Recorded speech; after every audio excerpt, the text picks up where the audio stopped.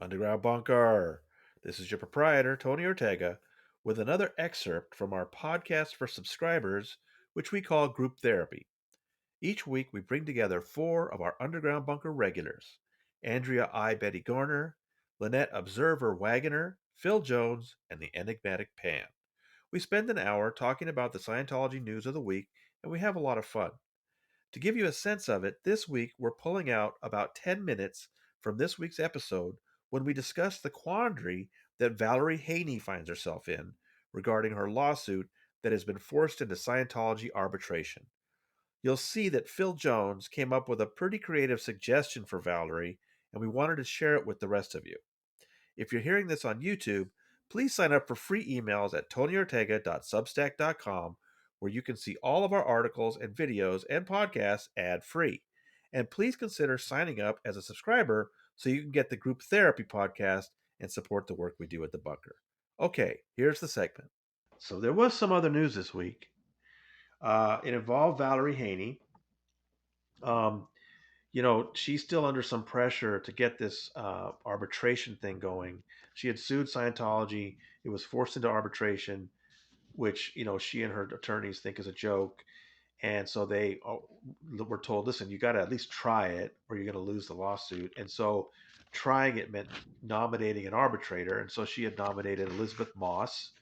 And when they said no, then she nominated Tom Cruise and then Shelley Miscavige. So this week there was a hearing, and Scientology's attorneys came in and said, "Look, she's being obstructionist. You should just throw the lawsuit out."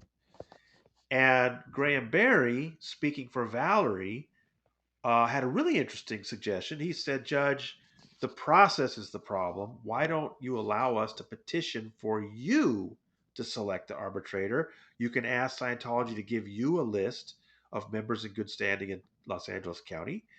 And you could tell she was thinking about it in that hearing. She was sort of considering it, but she ultimately just decided, you know what, I'll just give Valerie another chance, which may sound like a nice thing for the judge to do, but it really doesn't help Valerie at all Yeah. because now she's still got to try to find somebody that basically Scientology approves of, which means, of course, somebody who's not going to take her grievances seriously.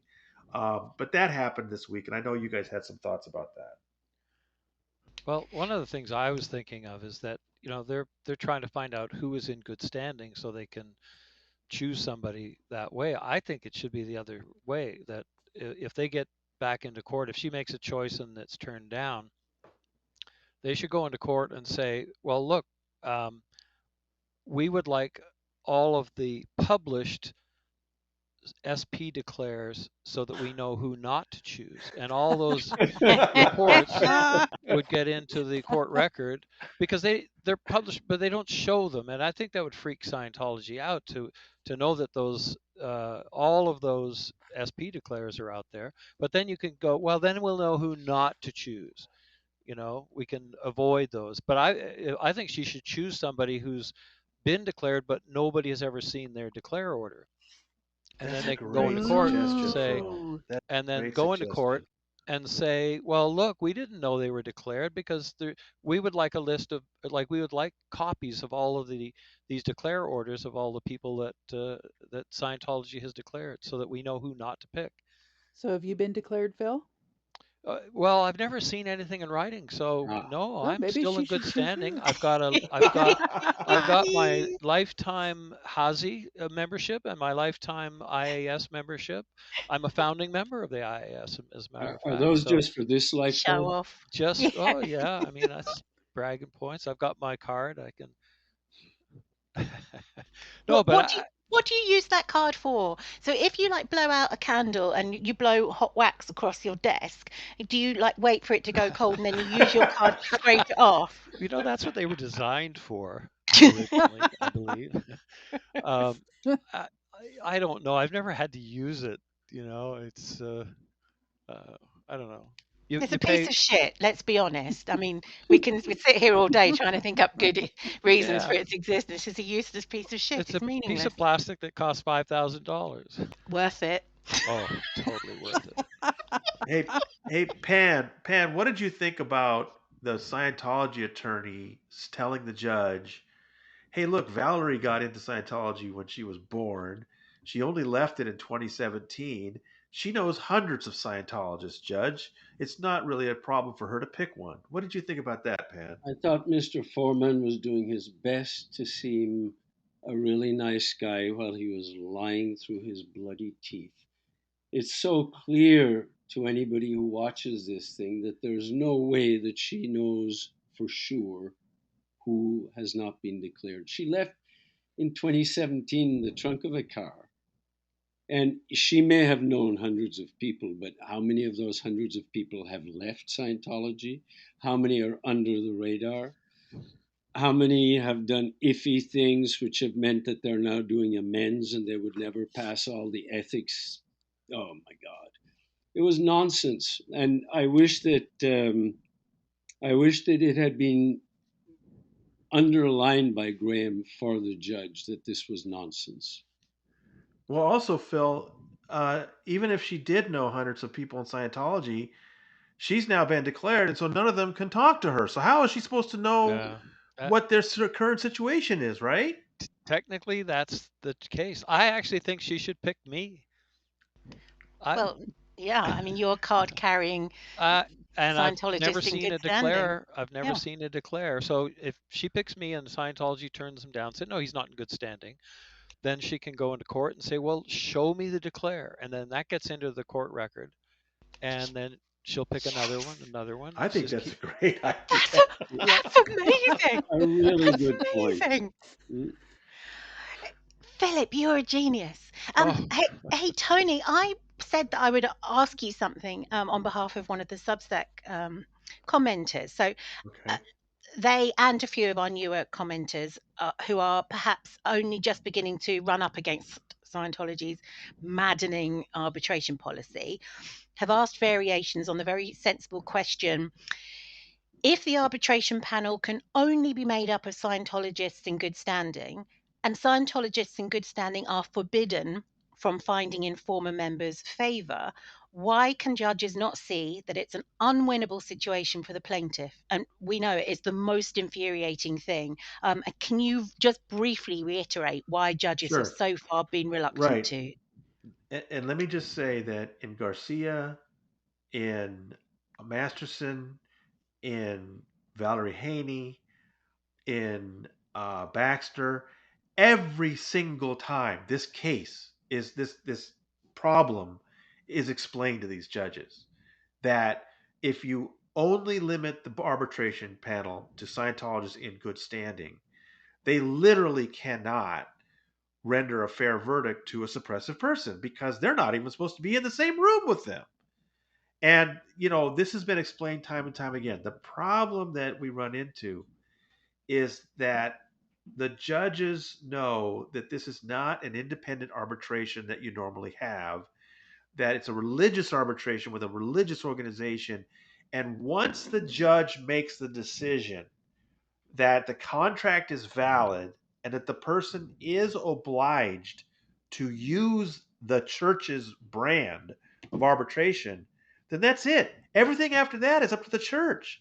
The church can set all the terms. This is what's so infuriating about Judge Killefer. She probably thought she was being very reasonable. Oh, I'll give her another opportunity.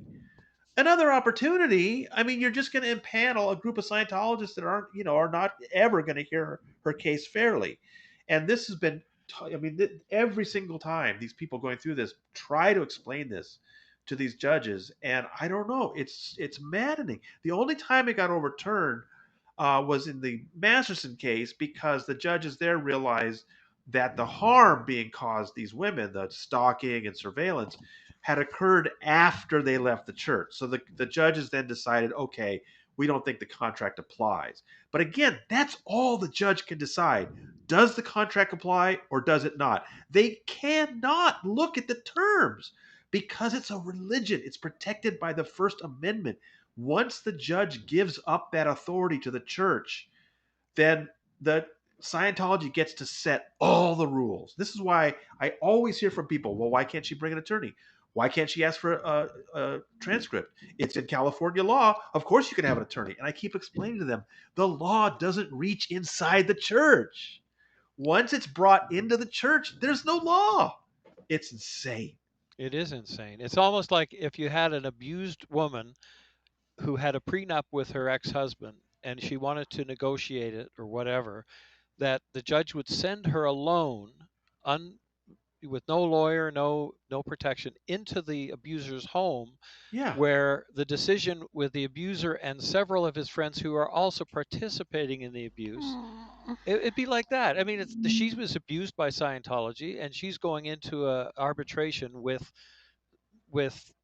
abusers basically, and Yeah. who are going to decide her fate, and she's going into their home alone, and that's a scary thought. But It's horrible. As Pan puts it, Foreman has a way of sounding reasonable in Right, court. right, right. And that's And what it's these not Scientology reasonable at attorneys all. are so good at is they sound, well, judge, Yeah. we've got this agreement. They're not following the agreement. And these judges just don't care enough. Now, those California judges did. They looked into it and they saw what the problem is. But this judge, she just got this case. You think she's looked into these things? I don't think so. And Graham pointed out that they've changed the rules. It Right. says Yeah. nowhere that you can't have in this supposed arbitration that you can't ask for a celebrity or an actor or somebody who's famous. Oh, you can't ask for them. They're famous. That's absurd.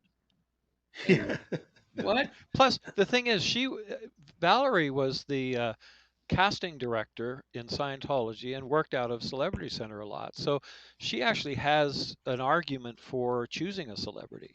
That they're peers. They're peers of That's hers. right. Exactly. Wow. Well, Valerie, we feel for you. And Yeah. I don't know what she's going to do, but it would be great if she nominated Phil. I hope I find out about that. So that's a small part of what you would have heard if you received group therapy on the weekend, and we hope you consider subscribing to get future episodes and to support the work we do here at the Underground Bunker. Thank you very much.